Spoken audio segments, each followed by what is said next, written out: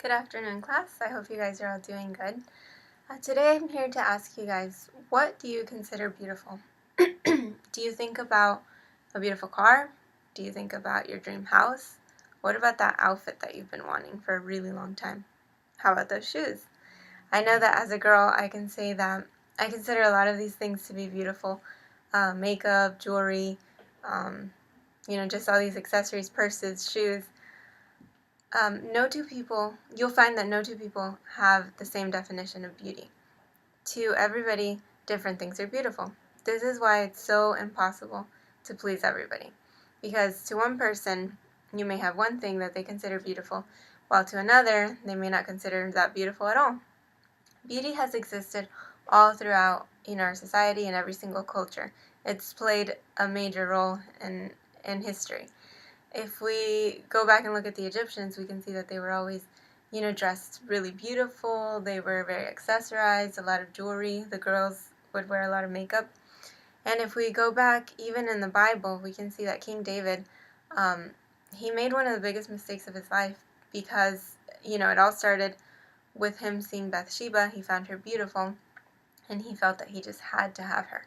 So he went and, took her his as his wife later on, and he got her pregnant. And as you guys know, this caused him to have to kill. It cost the life of a person. He ended up killing her husband, and all because because he had seen her, that she was beautiful, and he just wanted to really have her. So the media today has made us believe that we have to take extreme measures to be beautiful. They've made us believe that you have to dress a certain way, you have to look a certain way, you have to be thinner. And I'm here to tell you that none of that is true. They've made us believe that beauty is only a physical thing. And that's why a lot of people have difficulty fitting in, because they feel like they don't fit the stereotypes of what a beautiful person is. So I want to share with you guys a quote by Jill Zimmerman.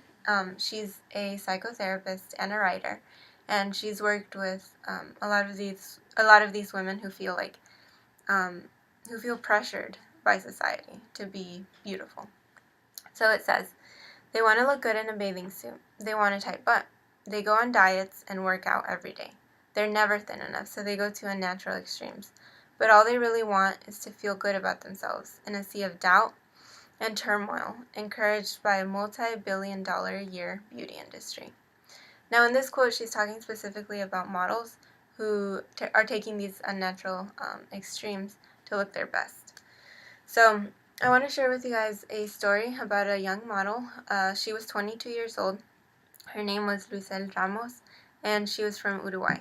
So this model, she had just finished walking down the runway when she collapsed. And that was it. She died instantly. So once they took her to the hospital and everything, they concluded that she had heart failure due to self-imposed starvation. I mean, if you guys think about this is huge. The fact that she was starving herself, depriving her body from food because she felt that she needed to be thinner to be more beautiful. And now, statistics say that 68% of models suffer from depression and anxiety. This is terrible, because it's like if they're doing their job, it should be something that they love, not something that makes them anxious and depressed. And our magazines and our media are largely, to blame for all of this.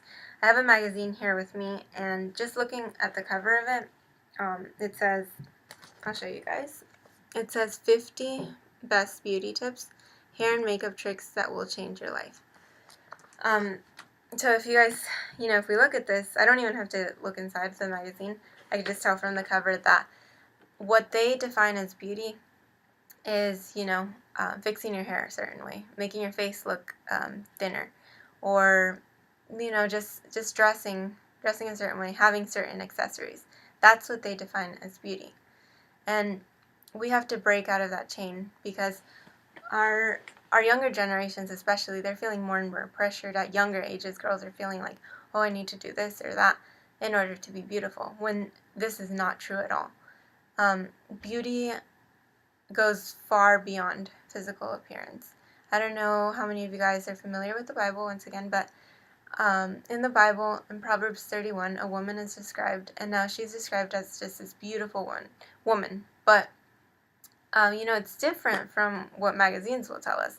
In the Bible, what makes her beautiful are her characteristics. It's her personality, not her physical appearance, because it doesn't talk about her hair or her makeup or her body. No, it talks about the fact that she's wise, the fact that she's respectful of people, that she's helpful with her husband, she is patient, she's a good mother, and overall just a wonderful daughter of God.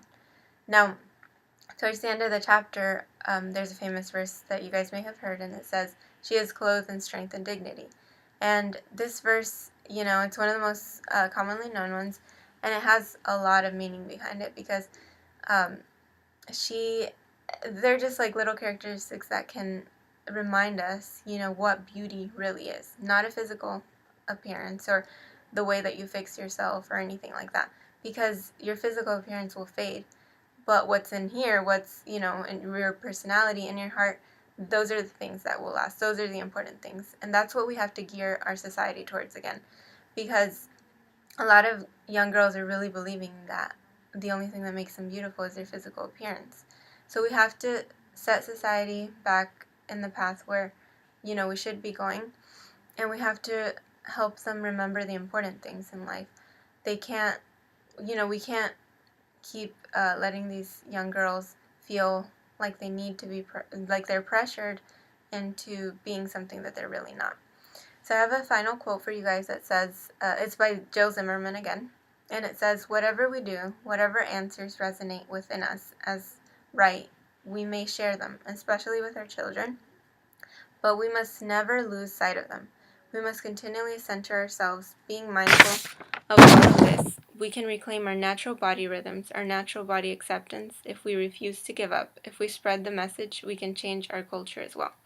So this is I want to encourage you guys to break out of this and to encourage people to see what beauty really means. That beauty is actually found within, not just in your physical appearance. Have a good day, everybody.